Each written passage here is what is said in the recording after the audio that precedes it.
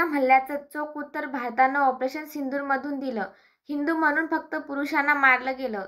26 बहिणींच्या कपाळावरचं कुंकू पुसलं गेलं. पण भारतानं आज बदला घेतला. या ऑपरेशनची माहिती देण्यासाठी भारतानं कर्नल सोफिया कुरेशी आणि विंग कमांडर ओमिका सिंग यांना उभं केलं. नमस्कार, मी गायत्री. चला तर या दोघी बहिणीबद्दल जनतेच्या काय कमेंट्स आहेत बघूया. भारत मातेच्या या रणरागिणीला सलाम.